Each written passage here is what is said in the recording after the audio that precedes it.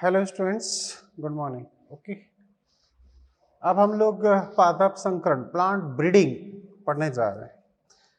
अब इसमें बात ये है कि एक पूरी अपने आप में थ्योरी है, इसे बोर्ड पर नहीं लिखा जा सकता, तो आप एनसीईआरटी या मॉड्यूल से एज इट इज रीड करें, पढ़ें। मैं आपको समझा देता हूँ कि आखिर ये ब्रीडिंग होती क्या है।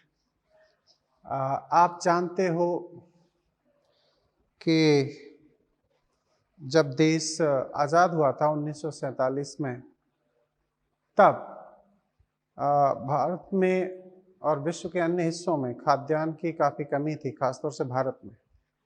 तो फिर ये था कि सफिशेंट फूड ऑब्टेन नहीं होता था, प्राप्ति नहीं होती थी। तो 1960 के दशक में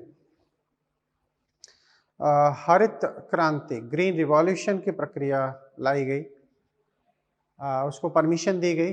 ग्रीन रिवॉल्यूशन में ये था कि कोई भी प्रक्रम अपनाया जाए, कोई भी तरीका अपनाया जाए जिससे कि हम खाद्यान्न का उत्पादन बढ़ा सकें, बढ़ती हुई जनसंख्या को पर्याप्त भोजन प्रदान कर सकें।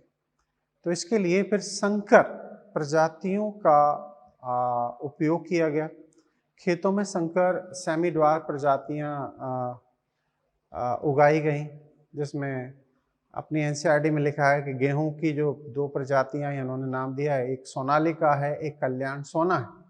ये प्रजातियां अर्धबमन प्रजाति हैं। अर्धबमन का मतलब होता है कि गेहूं की ये प्रजाति न तो बहुत लंबी होती है, न ज़्यादा छोटी होती है, मिडिल साइज की होती है, मिडिल लेंथ होती है।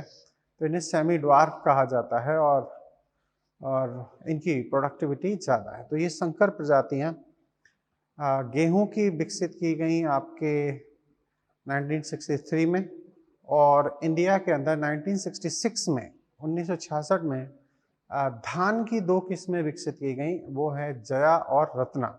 ये जया और रत्ना जो प्रजाति हैं, ये भारत में ही विकसित की गई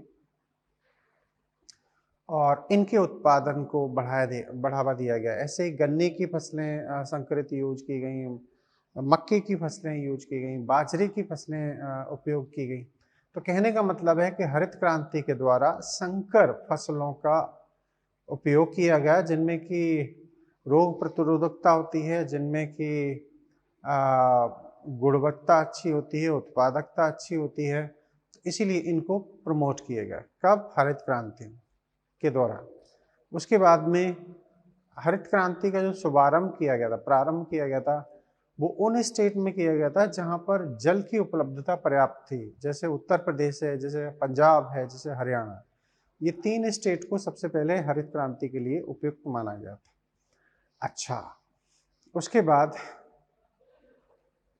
एरिगेशन प्रॉपर की गई। अच्छा, पेस्टिसाइड का यूज किया गया, केमिकल फर्टिलाइजर्स का यूज किया गया।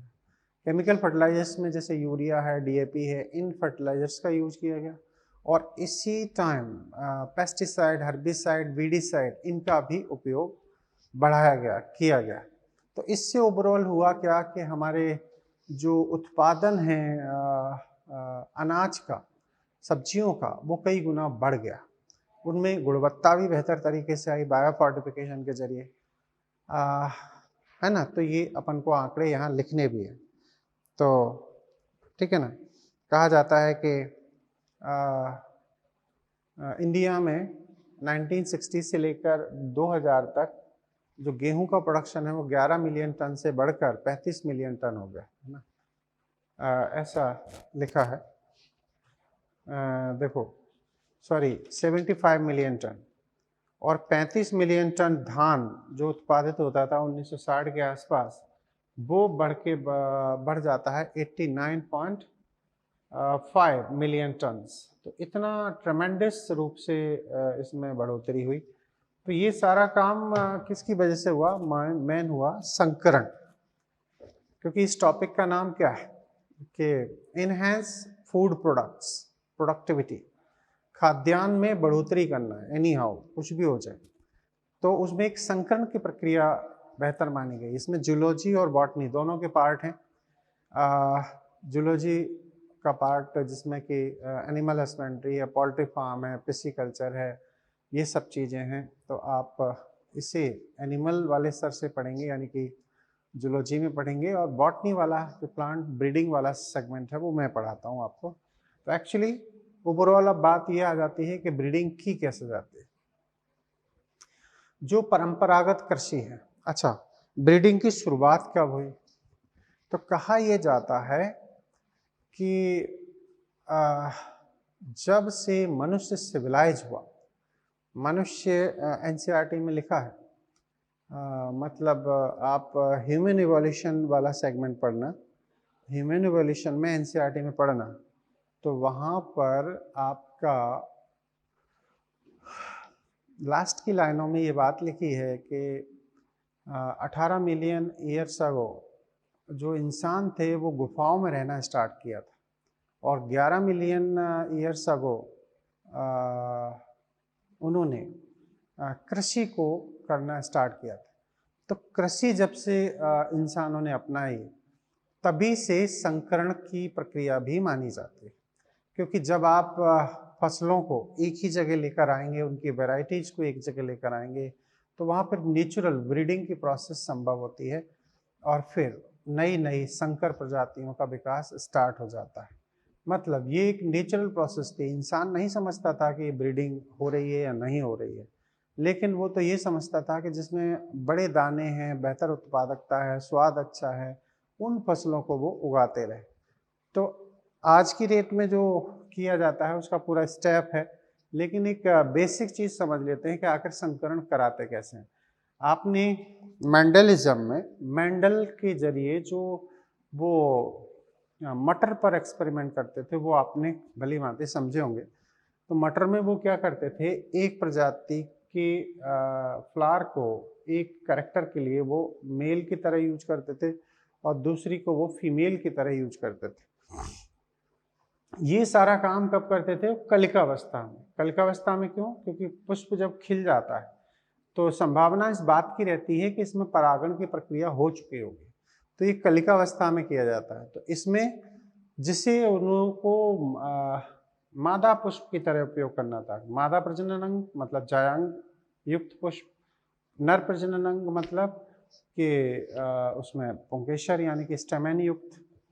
एक पुष्प का जायांग यूज होना है तो वो मादा पुष्प होगा, एक पुष्प का स्टेमेन यूज होना है तो वो नर पुष्प होगा। तो मुद्दे की बात यह है कि यहाँ जिसे मादा बनाना होता है उसमें इमेस्कुलेशन की प्रक्रिया की जाती है, विपुंसीकरण की प्रक्रिया की जाती है। ये शब्द आपका बाकायदा एनसीईआरटी में मेंशन है, मेंडलिज्म वाले हिस्से में तो बाकायदा इसके डिस्कशन है। विपुंसीकरण का मतलब होता है कि एक द्विलिंगी पुष्प की कलिकावस्था में मादा पुष्प निर्मित करने के लिए उसके स्टेमेन को हटाना, मतलब पुंकेसर को हटाना, एक्चुअली ये इमेस्कुलेशन कहलाता है। अंग्रेजी में कहें तो emasculation is a process, emasculation is removal of stamens from bisexual flowers, especially in their bud condition. कलिका अवस्था में इसमें से स्टेमेंस को हटा दिया गया और इसका स्टेमेन यूज किया गया। अब ये कहलाता है विपुंसीकरण। तो अब आप देख रहे हैं तो मादा पुष्प पर सिर्फ जायांग है और इसका हमने स्टेमेन लिया है, ठीक है। तो नर का क्या लिया है, ये स्टेमेन यहाँ पर अपन ने यूज किया है, क्लियर। और यहाँ पर इस फीमेल को यूज किया है इस तरीके से, ये फीमेल का पार्ट है और ये मेल का पार्ट है। इसमें आर्टिफिशियल पॉलिनेशन कराया जाता है, इसे हम डस्टिंग भी बोलते हैं। ऐसे गिरा दिए जाते हैं परागकण। यहाँ पर आप देख पा रहे होंगे शायद, ये मैंने थोड़े से परागकण बनाए हैं, pollen grain, is that clear. तो पोलन ग्रेन यहाँ पर डस्टिंग की जाती है स्टिग्मा पर, और अल्टीमेटली बात ये होती है कि यहाँ पर इसमें पॉलिनेशन कर दिया जाता है। इसके बाद में इस पर एक पॉलीथीन बैग से कवर कर दिया जाता है, जिसे उसको बैगिंग कहते हैं। और बैगिंग के बाद में इसमें टैगिंग की प्रोसेस की जाती है। टैगिंग क्या कि हमने किस कैरेक्टर की स्टडी की है और किस तरीके से हमने इस पर ये टैग्स लगाए हैं और अल्टीमेटली किस काम के लिए, तो इसके लिए एक लिस्ट बनाई जाती है पेपर पर और इसी प्लांट पर अटैच कर दी जाती है, जिससे कि कोई भी आके देख सकता है कि यहाँ पर किस कैरेक्टर के लिए किस प्लांट में कब किसने इस पर ब्रीडिंग की प्रोसेस की है। तो इस तरीके से फिर बाद में क्या होता है, इससे जो बीज मिलते हैं और वो बीज में दोनों के कैरेक्टर होते हैं, मेल और फीमेल प्लांट के, और उससे कुछ नई प्रजाति विकसित होती है जिसे हम संकर प्रजाति कहते हैं।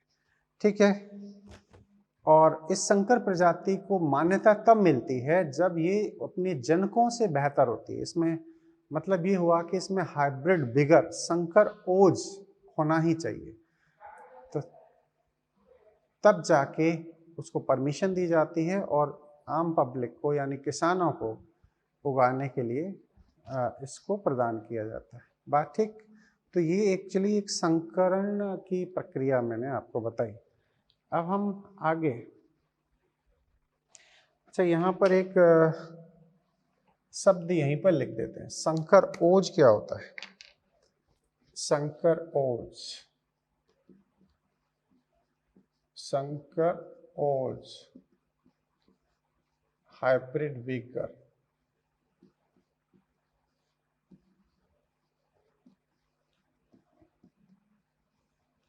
बिगर है ना, ये क्या है?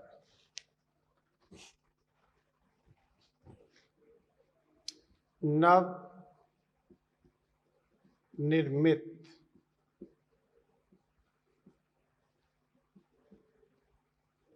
संकर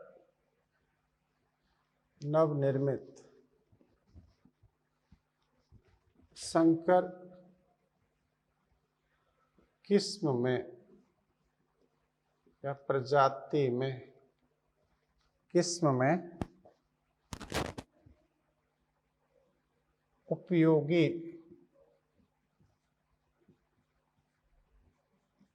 लक्षण जैसे रोग प्रतिरोधकता,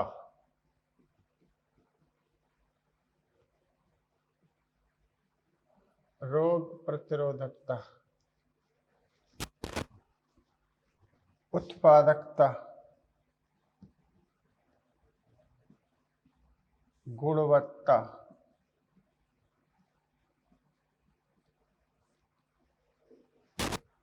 अपने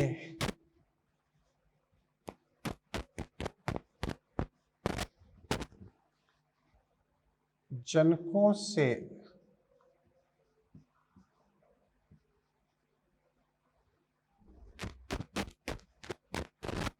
उच्चतम श्रेणी में प्रदर्शित करता है।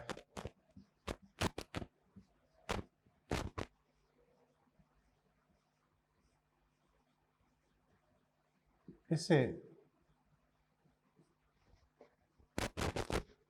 संकर ओज कहा जाता है।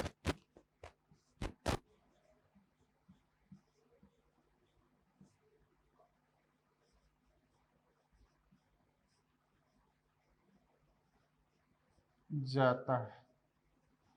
क्लियर? तो हाइब्रिड बिगर का मतलब है कि जो आपकी नई प्रजाति डेवलप हो रही है वो उसे जनकों से बेहतर होना चाहिए। अब हम इसमें मॉड्यूल है आपके पास, मॉड्यूल के साथ साथ में इसमें एनसीईआरटी भी होगी। तो यहाँ लिखा है पादप प्रजनन, पादप प्रजातियों का एक उद्देश्यपूर्ण परिचालन है, ठीक है, ताकि वांछित पादप किस्में तैयार हो सकें। वांछित पादप किस्में मतलब जैसे मान के चलो सूखा पड़ रहा है तो हम चाहते हैं कि बाजरे की किस्म, मक्के की किस्म कम से कम पानी में वृद्धि करे और हमें उत्पादकता प्रदान करे। ठीक है। या मान के चलो कोई फंगल इन्फेक्शन है, फंगल डिसीज है, बैक्टीरियल डिसीज है, तो उससे भी ये फसलें खुद ही अपने आप को सुरक्षित कर पाएं और हमें उत्पादकता प्रदान करें, तो किस्में तैयार हो सकें। यह किस्में खेती के लिए अधिक उपयोगी, अच्छा उत्पादन करने वाली, रोग प्रतिरोधी होती हैं। मानव सभ्यता के आरंभ से हजारों वर्ष पूर्व से पारंपरिक रूप में पादप प्रजनन पर कार्य चल रहा है। मतलब प्राचीन काल से। तो इसके संकेत हमें एनसीईआरटी में मिलते भी हैं। 9 to 11 मिलियन ईयर्स अगो की बात करी जाती है और मनुष्य ने ह्यूमन इवोल्यूशन वाले से में लिखा है कृषि करना लगभग 9 to 11 million years ago start कर दिया था। तो उसी टाइम संकरण की प्रक्रिया भी प्रारंभ हो गई थी, ये एनसीईआरटी इस जगह कह रही है। अब बात आती है कि प्रतिष्ठित पादप संकरण में शुद्ध वंश क्रम का संकरण अथवा क्रॉसिंग शामिल है, जिसके पश्चात कृत्रिम चयन होता है ताकि अधिक उत्पादन देने वाले और पोषणज तथा रोग के लिए प्रतिरोधी पादपों के वांछनीय विशेषक को तैयार किया जा सके। आनुवांशिकी, आणविकी, जैव वैज्ञानिक तथा ऊतक संवर्धन में हुई उन्नति के साथ साथ आणविक आनुवांशिक साधन का प्रयोग अब पादप प्रजनन में किया जा रहा है। मतलब यहाँ ये है कि हमें संकरण के लिए जनकों का चयन करना होता है। हम जनको आगे लिखा हुआ है कैसे जनकों का चयन करते हैं। तो एक तो परंपरागत जो हमारे प्लांट्स हैं, जो हमारे पूर्वजों ने स्टार्टिंग से हमें गिफ्ट किए थे, दिए थे, उन्हीं में हमें संकरण करना होता है, क्योंकि वही फसलें, गेहूं की फसल, चावल की फसल, हम संकरण करके उनकी कई किस्में बना सकते हैं, लेकिन बेसिक तो गेहूं तो रहेगा ना। गेहूं और धान को हम अलग किस्म में नहीं चेंज कर सकते और एक्चुअली उसी की अलग अलग संकरित किस्मों को विकसित कर सकते हैं। तो कहने का मतलब ये हो गया कि एक्चुअली एक प्योर लाइन सिलेक्शन होता है जिसमें हम अपनी जो बेसिक किस्म है उसके साथ हम रोग प्रतिरोधकता अगर करनी है तो हम एक उसकी जो रिलेटिव जंगली प्रजाति है उसके साथ में संकरण कराते हैं, क्योंकि जंगल में जो अपने दम पर या अपने बेसिस पर किसी भी मानव देखरेख के बिना जो किस्म जिंदा है, जाहिर सी बात है कि उसने म्यूटेशन किया है, उत्परिवर्तन किया है, उसने अपने आप को वातावरण के अनुकूल बनाया है। नई नई जो उससे जनरेशन आ रही हैं, संततियां आ रही हैं, वो नए वातावरण के प्रति अनुकूलित हैं। तो ऐसी रिलेटिव किस्मों को हमें चयन करना होता है और उनसे हमारी जो परंपरागत प्योर लाइन जो वंश क्रमी है उनका संकरण कराते हैं, जिससे कि हमें एक ऐसी फसल मिल जाती है, किस्म मिल जाती है जो रोग प्रतिरोधी भी होती है और उसमें हमारी जो खाद्यान्न उत्पादन की जो क्षमता है वो भी बनी रहती है। अच्छा जी, इसमें कई चीजें होती हैं। पादप प्रजनन के प्रमाण, पादप प्रजनन के प्रमाण दर्शाने के लिए 9000 से 11000 वर्ष पूर्व भी प्रचलन में थी। प्राचीन काल में पादपों की विभिन्न किस्मों का उपयोग ग्राम्यन के सहयोग से किया जाता था। वर्तमान में अधिकांश फसलों को ग्राम्यन से उगाया जाता है। परंपरागत पादप प्रजनन, प्राचीन पादप प्रजनन, इस प्रक्रिया में शुद्ध वंश क्रम जनकों का क्रॉस कराया जाता था। शुद्ध वंश क्रम मतलब जो ब्रीड मिल जाते थे उन्हीं का आपस में संकरण होता था, कोई भी न्यू प्रोड्यूस नहीं होते थे, जिसमें अधिक उन्नत किस्मों का निर्माण होता था जिनका उपयोग कृत्रिम चयन के बाद किया जाता था। कृत्रिम चयन हम इसलिए करते थे कि हम बेहतर क्वालिटी के नए संततियां बनाना चाहते हैं। तो शुद्ध वंशक्रम, रोग प्रतिरोधी किस्म, उच्च उत्पादकता। एक फसल ऐसी है जिसकी उत्पादकता ज़्यादा है लेकिन उस पर रोग फैल रहे हैं, और एक ऐसी है कि भले ही उत्पादकता कम हो लेकिन उसमें रोग प्रतिरोधकता जरूर हो। तो अगर इन दोनों के संकरण से कोई नई प्रजाति, नई किस्म मिलती है, तो अल्टीमेटली उन दोनों में ही कहीं ना कहीं प्रोडक्टिविटी भी होगी और प्लस उनमें प्रतिरोधकता भी हमें देखने को मिलेगी। अब ये जो पूरा स्टेप है ये मैं आपको जस्ट रीड करके सुनाऊंगा और बाकी को हम जो इम्पोर्टेंट है उसे लिख के बताएंगे, ठीक है। फिर आता है कि फसलों की नई आनुवांशिक नस्ल के प्रजनन में निम्न प्रमुख पद होते हैं। सबसे पहला है परिवर्तनशीलता का संग्रहण। मतलब जो भी हमारे पास इस हेडिंग में क्या है पहले समझा देता हूँ। मतलब जितना भी वेरिएबिलिटी मिले एक जो प्लांट है जैसे गेहूं है या धान है, उसमें जितनी ज़्यादा विविधता मिले, जैसे एक पौधा है उसकी लंबाई ज़्यादा है, उसके बीज में क्वालिटी बहुत है, खुशबू बहुत अच्छी आती है धान में, लेकिन एक ऐसा पौधा है दूसरा जिसकी लंबाई कम है, उसका बीज बड़ा है लेकिन खुशबू नहीं है, टेस्ट नहीं है। तो मतलब ये हुआ कि भांति भांति की वैरायटीज़ को हमें सेलेक्ट करना ही पड़ेगा, है ना। जैसे डॉग की आपने देखी होंगी कई प्रजातियां होती हैं, तो कई प्रजातियां आज की डेट में इसीलिए हो रही हैं क्योंकि डॉग की अलग अलग किस्मों के साथ में हाइब्रिडाइजेशन कराते हैं और उससे फिर एक नई प्रजाति डेवलप की जाती है। तो ऐसे ही 2 लाख, 500, 5,000, 50,000 तक ऐसी किस्में एक पौधे की हो सकती है। तो हमें उन सबको इकट्ठा करना है, संग्रह करना है, सेलेक्ट करना है। इसमें लिखा है आनुवांशिक परिवर्तनशीलता किसी भी प्रजनन कार्यक्रम का मूलाधार है। जितनी ज़्यादा आपके पास वेरिएबिलिटी होंगी उतना आप बेहतर डिजायरेबल प्लांट बना सकते हो। जैसे मैं 2 स्टूडेंट को सिलेक्ट करता हूँ, जैसे आपने देखे होंगे वाटर कलर होते हैं, इनिशियल जो कक्षाओं में होते हैं बच्चे, उनमें 7 रंग के पैकेट आते हैं, आजकल वैक्स के भी आने लगे हैं। तो कहने का मतलब ये हुआ कि एक बच्चे को हमने 3 कलर दे दिए, रेड, ब्लू, ग्रीन, और एक बच्चे को हमने 7 कलर दे दिए।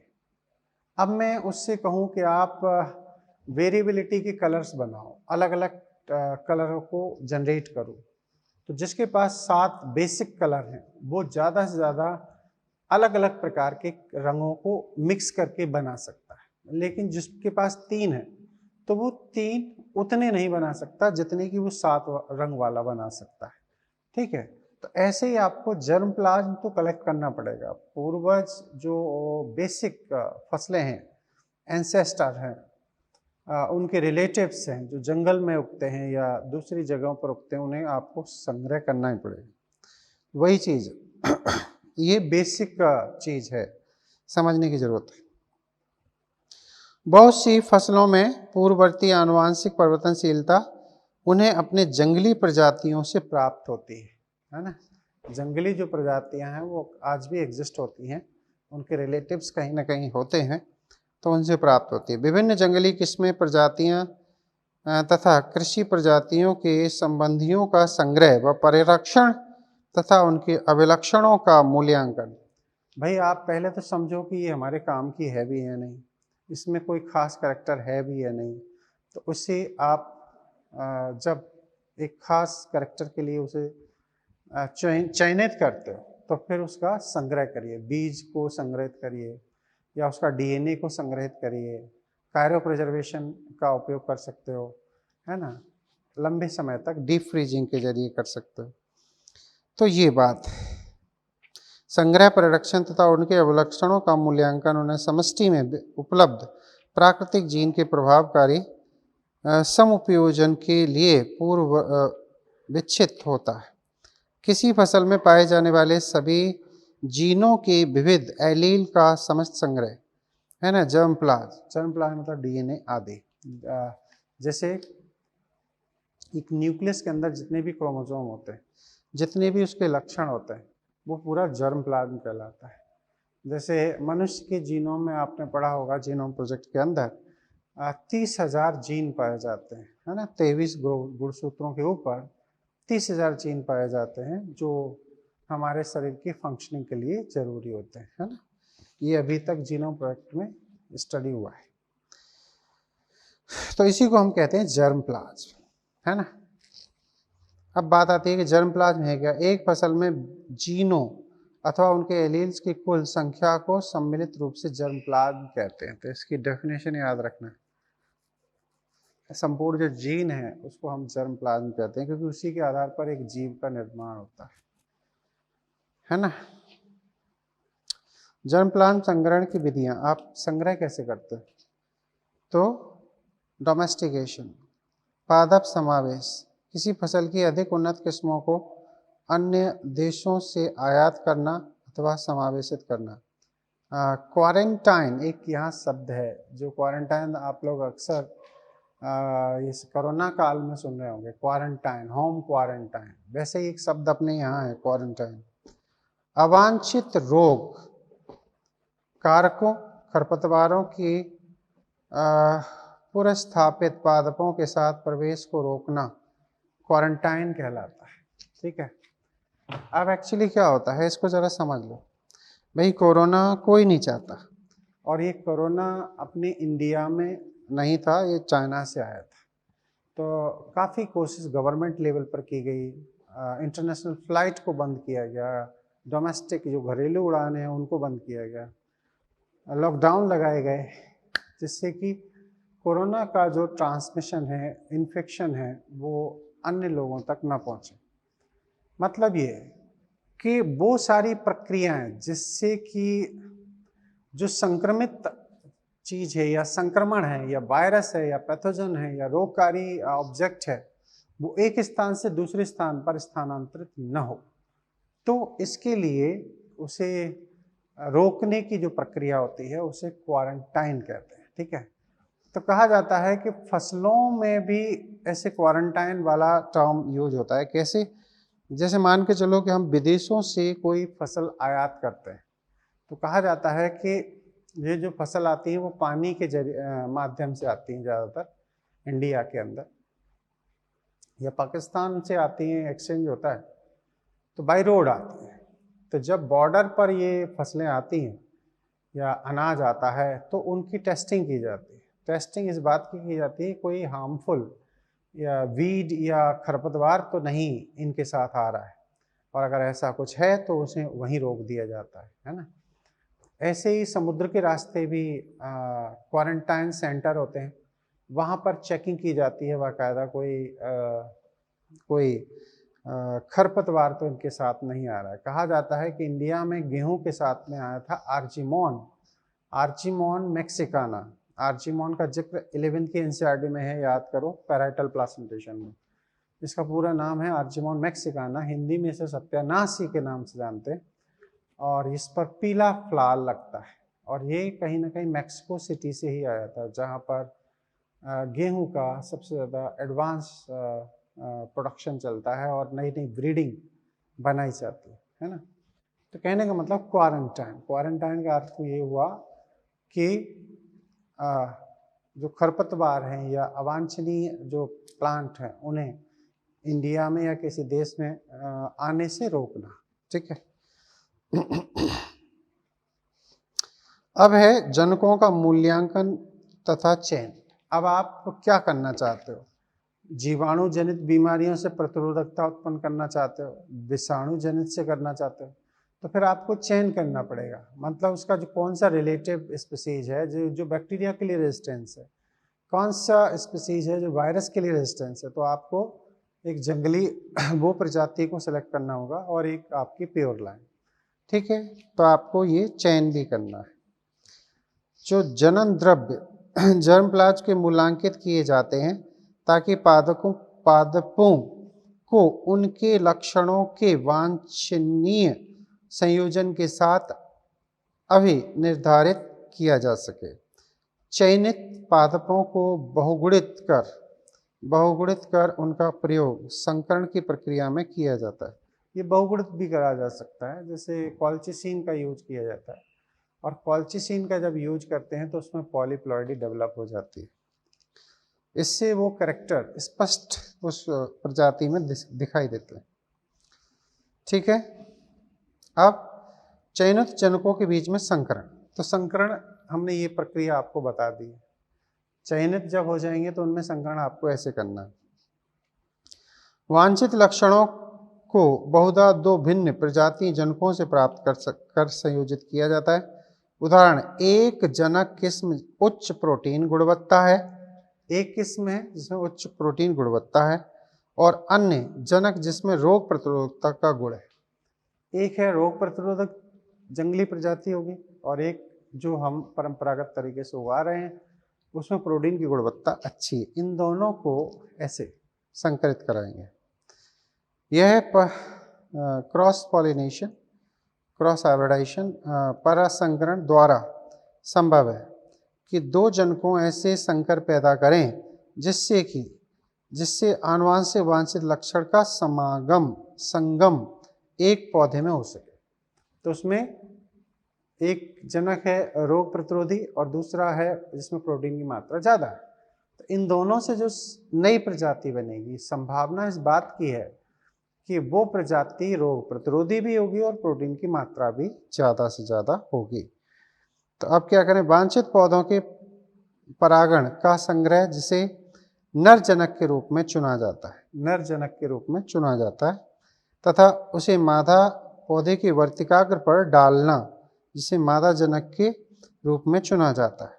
यह काफ़ी कठिन है, अधिक समय लेने वाली प्रक्रिया है। यह भी आवश्यक नहीं है कि संकर वांछनीय लक्षणों को संयोजित करे। ये लाइन बड़ी खास है। सामान्यतः कुछ सैकड़ों से हजार क्रॉस में केवल एक ही वांछनीय संयोजन प्रदर्शित करता है। यहाँ कुछ बात समझने की है। याद करो 12th की एनसीईआरटी में वहाँ पर एक हमने पढ़ा था कुछ बीज वाला सेगमेंट, एपोमिक्सिक सीड पढ़े थे। तो वहाँ पर क्या कहा गया था, वहाँ पर एक सेंटेंस में ये कहा गया था कि जो हम संकरित बीजों का उपयोग करते हैं वो किसानों के लिए काफ़ी महंगे मिलते हैं। आप भी जानते हो कि मार्केट से एक सरसों का अगर बीज हम लेकर आते हैं संकरित बीज, तो वो 1 केजी मतलब 300 से 400 तक होता है, ज़्यादा भी हो सकता है। तो सोचो 1 केजी मस्टर्ड सीड 300 रुपये, जबकि हम मार्केट में जब देने जाते हैं तो इतने के नहीं होते, वो ज़्यादा ज़्यादा 70, 80, 50, 100 ऐसे होते हैं। तो कहने का मतलब ये हुआ कि इतना महंगा क्यों? तो इतना महंगा इसलिए क्योंकि नंबर 1, कोई भी डिजायरेबल कैरेक्टर युक्त किस्म बनाने के लिए एक लंबी प्रक्रिया से गुजरना होता है। इसमें काफ़ी मानव संसाधन का उपयोग होता है। जो कंपनीज हैं जो नए संकरित बीजों को बना रही हैं, एक्चुअली उनका बहुत सारा पैसा खर्च होता है इसमें। तो जब पैसा खर्च होता है तो जाहिर सी बात है कि वो उस पैसे को वसूलने के लिए, पैसे को प्राप्त करने के लिए वो उस बीज की कीमत को ही बढ़ा देते हैं, है ना। उसकी मार्केटिंग होती है, पैकिंग होती है, ट्रांसपोर्टेशन होता है, किसानों तक पहुंचना होता है, बीच में जो दुकानदार होते हैं उनका भी कमीशन होता है। तो वो सारी चीज़ें अल्टीमेटली किसान पर ही पड़ती। अब किसान के साथ समस्या ये है कि वो जो संकरित बीज उगाता है वो उसे अगली साल नहीं उगा सकता। क्यों? क्योंकि उसमें क्रॉसिंग ओवर से वो जो लक्षण है वो सेग्रीगेट हो जाते हैं और उतनी उत्पादकता फिर उन बीजों के जरिए नेक्स्ट ईयर आप प्राप्त नहीं कर सकते। तो ये बड़ा टिपिकल और टफ प्रोसेस है, समस्या का विषय है। तो फिर हमें अगली साल फिर से नए बीज खरीदने पड़ते हैं। तो वो महंगे क्यों हैं वो यहाँ बताया जा रहा है। एक तो लंबा समय लगता है, दूसरा हजारों बार जब संकरण करा जाता है तो उनमें से कोई एक जो संकर नई प्रजाति है उसमें वांछित लक्षण मिलते हैं, मतलब वो ड्राई कंडीशन में भी ग्रो कर सकती है या वो प्रोटीन के साथ साथ रोग प्रतिरोधकता को भी दर्शाती। लंबा समय लगता है, काफ़ी मानव इंजीनियर्स, मानव टेक्नीशियन इन सब चीज़ों का यूज होता है, काफ़ी लंबा सैलरी जाती है उनको, पैसा खर्च होता है, तो कंपनी सारा पैसा इन्हीं पर लगाती है। ठीक है, एपोमिक्सिस सीड होते हैं तो उसमें माइटोसिस होती है, तो वो करेक्टर डाइवर्ट नहीं होते, सेग्रीगेट नहीं होते हैं, तो उसमें वो किसानों को बेनिफिट मिल सकता है, ऐसा वहाँ का है। तो इन शब्दों का और इनका कनेक्शन है आपस में। ठीक है, अब क्या आता है, श्रेष्ठ पुनर्योगज का चयन तथा परीक्षण। अब इस हेडिंग में क्या लिखा है, इस हेडिंग में ये लिखा है कि आपने सोचो हजारों बार संकरण किया है, तो पेशेंस बनाए रखना है।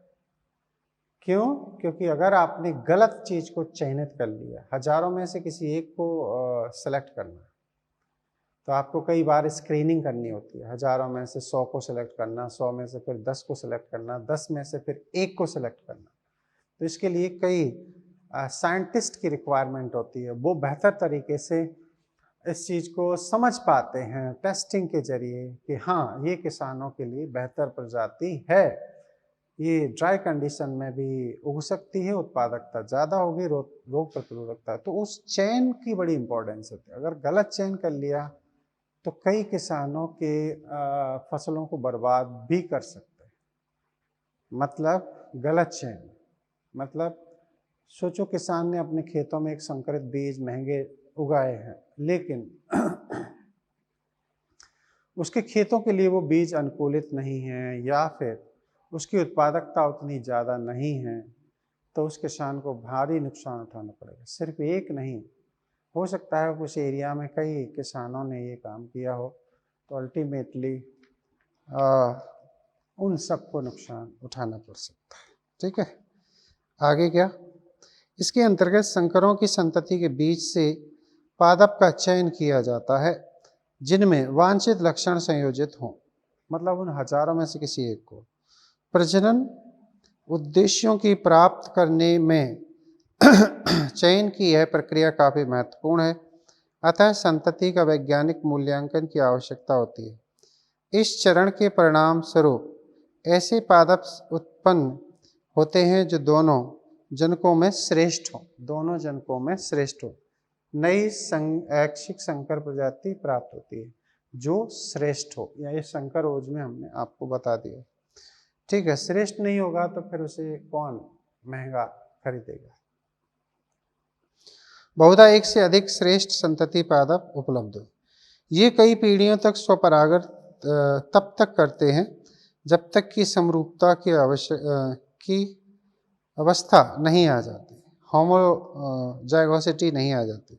मतलब इनमें सेल पॉलिनेशन कराते हैं जिससे कि वो करेक्टर एग्जिस्ट हो जाते हैं, करेक्टर फिक्स हो जाते हैं, अब वो सेग्रीगेट नहीं होते। फिर जब ये सब हो जाता है तो फिर अब अगला स्टेप, नए कृषणों का परीक्षण, निर्मुक्त होना तथा व्यापारीकरण।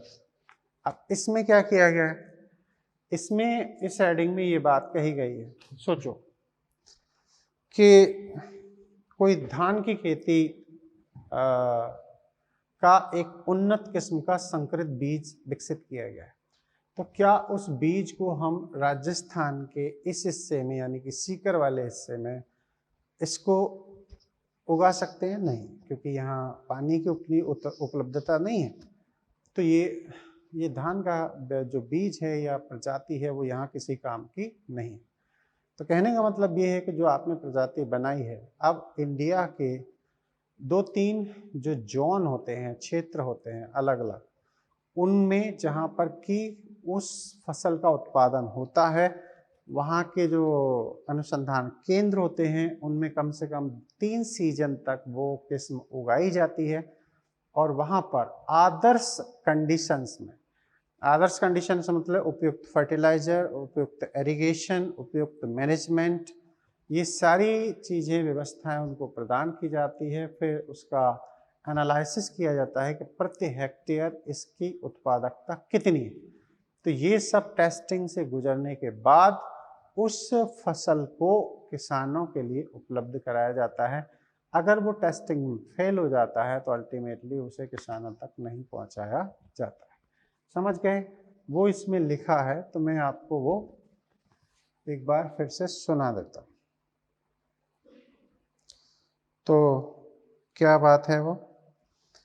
नए नव चयनित वंश क्रम का उनके उत्पादन तथा अन्य गुणवत्ता वाले सस्सी विशेषकों, रोग प्रतिरोधकता आदि गुणों के आधार पर मूल्यांकित किया जाता है। मूल्यांकित पौधे को अनुसंधान वाले खेतों में जहाँ पर रिसर्च हो रही है, जहाँ उन्हें आदर्श उर्वरक प्राप्त होते हैं, उन्हें सिंचाई का पानी मिल रहा होता है, अन्य समुचित शस्य प्रबंधन आदि उपलब्ध हों, वहाँ पैदा किया जाता है तथा उसमें उपर्युक्त गुणों का मूल्यांकन किया जाता है।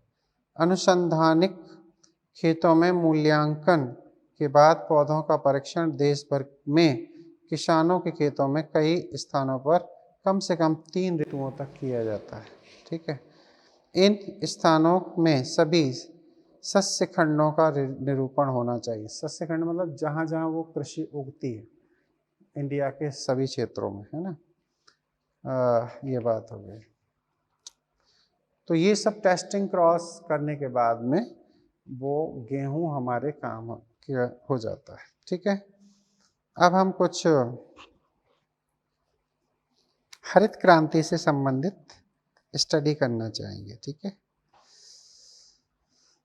तो ये एक बार, अब ये चीज़ तो हो गई। अब आपने ये लिख लिया, एनसीईआरटी के ये स्टेप पढ़ लेना, इनको लिखने की जरूरत नहीं है। मैं लिखूंगा अभी तो वही एज इट इज लिख दूंगा।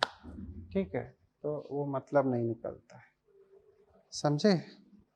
ये हरित क्रांति है ना, ये शब्द काफ़ी इम्पोर्टेंट। तो मैं फिर कहूँगा कि 1960s का जो दशक थे, उस दौरान इसकी शुरुआत की गई। हरित क्रांति का मतलब था कृषि उत्पादों में बढ़ोतरी करना। यहाँ कई क्रांति का जिक्र आता है, जैसे एक नीली क्रांति आती है। नीली क्रांति का मतलब है कि मछली उत्पादन बढ़ाना। पीली क्रांति में ऑयल उत्पादन को बढ़ाना। एक आती है वाइट रिवॉल्यूशन, उसमें मिल्क प्रोडक्ट को इंक्रीज करना था। जैसे मैं यहीं पर आपको लिख देता हूँ क्या क्या आपका yellow revolution, increase oil production, increase oil production, तेल उत्पादन बढ़ाना। ठीक है, उसके बाद में आपका आता है वाइट रिवॉल्यूशन। वाइट रिवॉल्यूशन इसमें है मिल्क प्रोडक्ट को बनाना। increase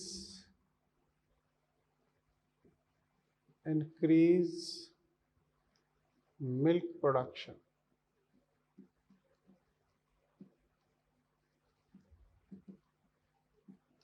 increase milk production। और एक है blue revolution, increase fish and aquatic animals production।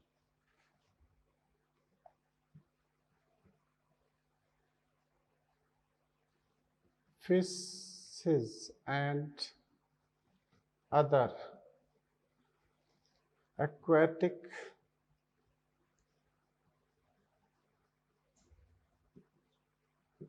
animal production। ठीक है, एक पिंक रिवॉल्यूशन भी आता है, उसमें मीट प्रोडक्शन को बढ़ाया जाता है ना। तो ये चीज़, तो ग्रीन रिवॉल्यूशन के जो जनक हैं, अच्छा ये था क्या, इसमें उन्नत किस्में यूज की गई, बेहतर मैनेजमेंट यूज किया गया, प्लस इसमें आपका तकनीक का यूज किया। टेक्नोलॉजी मतलब अच्छे इंस्ट्रूमेंट लेकर आए, जैसे ट्रक है, ट्रक के साथ में बुवाई के जो यंत्र होते हैं, उसको खेत जोतने के जो यंत्र होते हैं, हार्वेस्टर जो काटने के तो बाद में आए हैं, लेकिन उस टाइम भी इन सब चीज़ों का उपयोग किया गया था। इससे फसली उत्पादन का बढ़ोतरी की गई। नॉर्मन बोरलॉग को हरित क्रांति का जनक मानते हैं। Doctor MS. स्वामीनाथन को भारतीय हरित क्रांति का जनक माना जाता है। Is that clear? ऐसे तो ये चीज अब हम देखते हैं कि हरित क्रांति का रिजल्ट क्या आया। तो कहा जाता है गेहूं में उत्पादन कैसे बढ़ा। कह सकते हैं 1962 2000 तक गेहूं में उत्पादन गेहूं में उत्पादन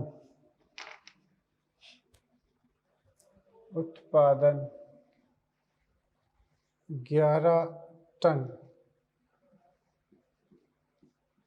से बढ़कर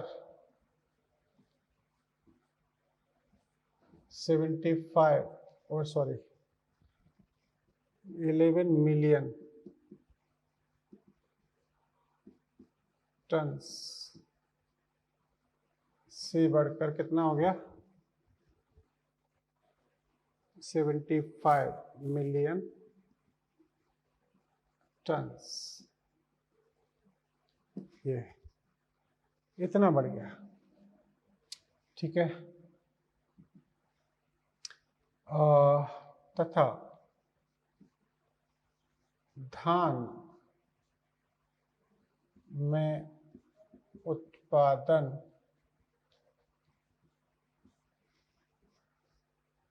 धान में उत्पादन 35 मिलियन टन, ये एनसीईआरटी के डिजिट्स हैं ना, से बढ़कर ये कितना हो गया?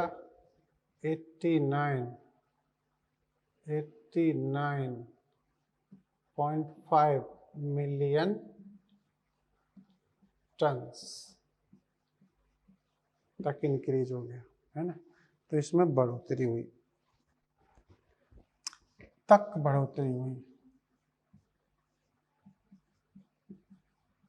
बढ़ोतरी हुई,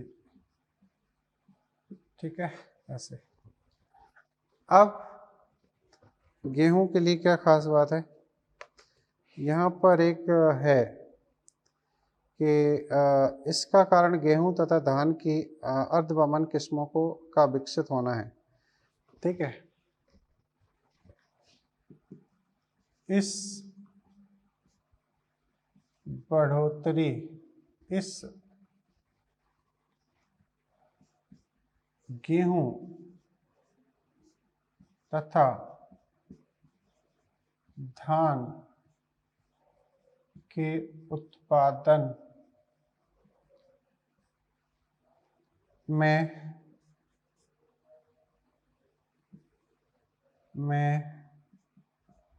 बढ़ोतरी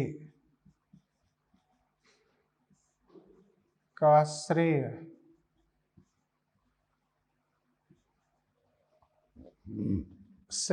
किसको जाता है?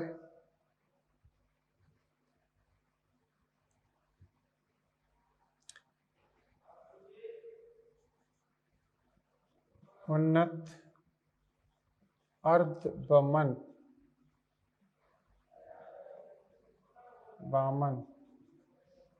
सेमी ड्वार्फ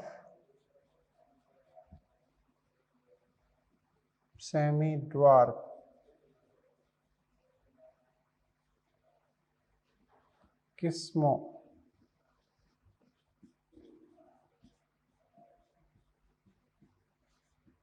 को जाता है,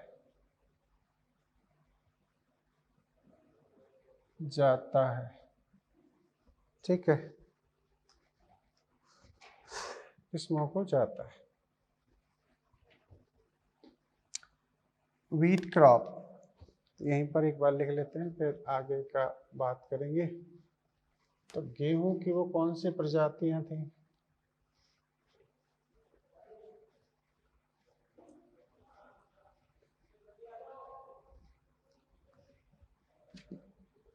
सेमी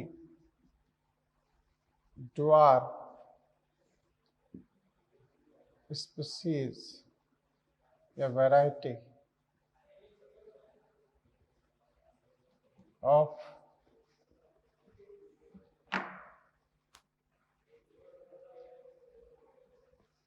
धान गेहूं की सेमी ड्वार्फ वैरायटी को 1963 में विकसित किया गया जैसे सोनालिका, कल्याण सोना, सोनालिका कल्याण सोना। ठीक है। धान की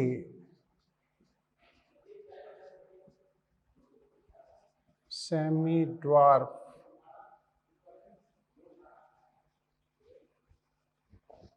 वैरायटी को भारत में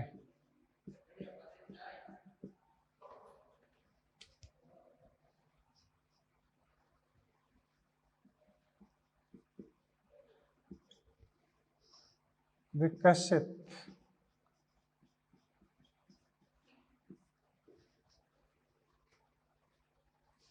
किया गया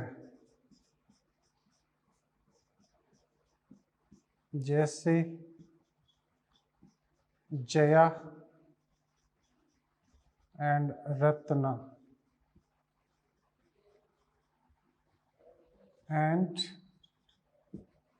ये 2 किस्में बनाई हैं। ठीक है।